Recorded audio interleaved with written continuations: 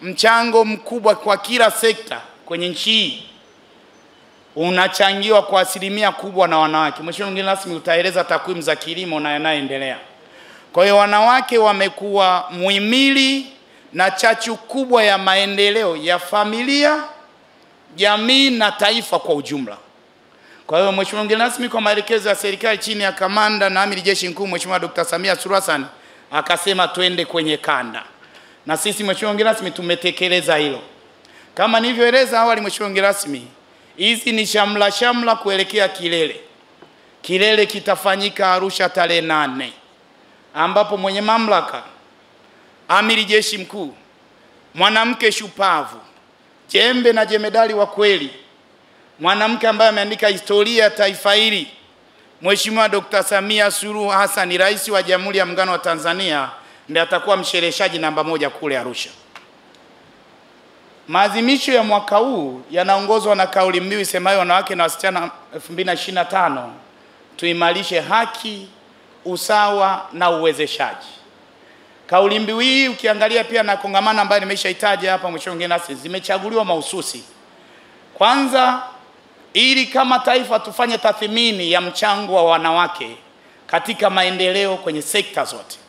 Lakini la pili, kwa pamoja kupitia makongamano haya tudadavue, tujue fursa zilizopo za uwezeshaji wananchi na hususan wanawake na makundi mengine ndani ya jamii, changamoto wanazokabiliana nazo, na kwa pamoja tuweke mikakati kama taifa katika kumwezesha mwanamke kupambana na ukatili na kuhakikisha mpango wa mwanamke unatambuliwa sawia na kwa usawa na mwanamume, tukiamini maendeleo bila ushiriki wa kila Mtanzania hayawezi kupatikana. Mheshimiwa Waziri Mkuu, mwaka 2019 Dr. Samia Suluhu Hassan, kipindi hicho akiwa makamu wa rais, alituzindulia huduma ya Tabasamu account. Na nia ilikuwa ni kwamba kupitia huduma za kifedha ambayo inatoa benki yetu ya TCB, basi tuweze kumletea mwanamke tabasamu. Na toka kipindi hicho Mheshimiwa Waziri Mkuu, na mpaka mwisho wa mwaka jana tumeshatoa mikopo ya takriban bilioni 360 kwa wanawake.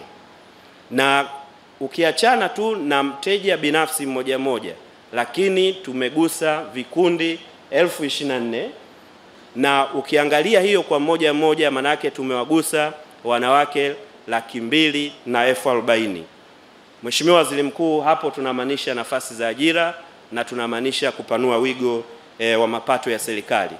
Na kiasi hicho cha bilioni 360, Mheshimiwa Waziri Mkuu, ukilinganisha na biashara yetu yote ni 30%.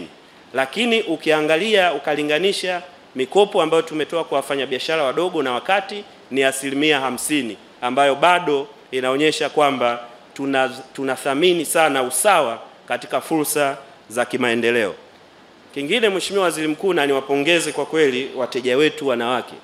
Katika hela zote hizi tulizozitoa 360, inawezekana mnajiuliza yote inalipika?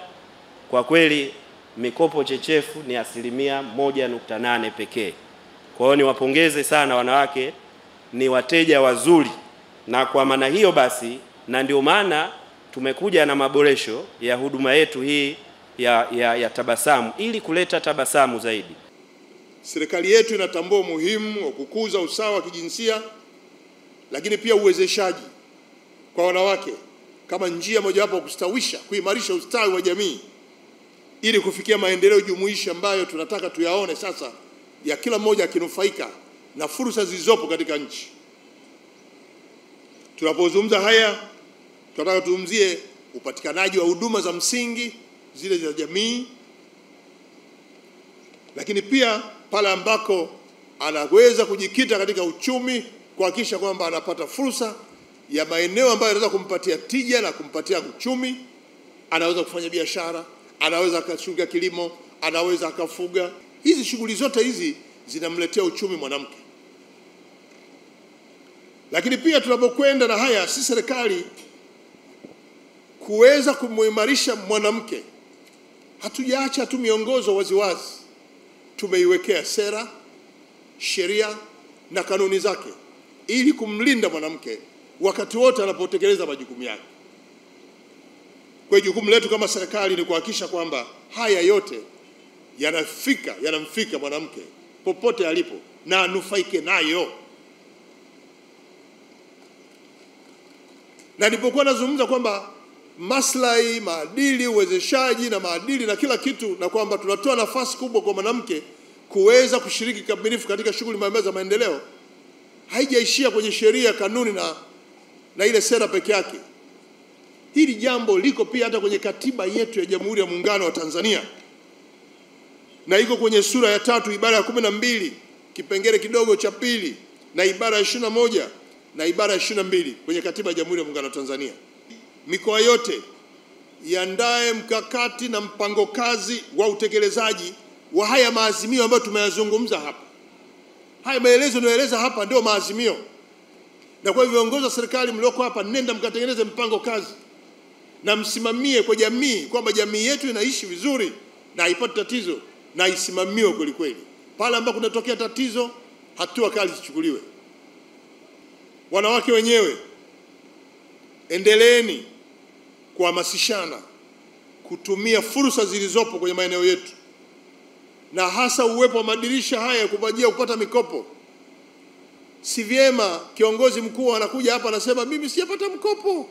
Mikopo ipo kwenye maeneo yetu, halmashauri ipo, kwenye benki zetu ipo, taasisi za fedha ipo. Lakini muhimu kwenye hili, angalieni masharti, hasa wale wanaojitokeza kukopesha mtu mmoja mmoja.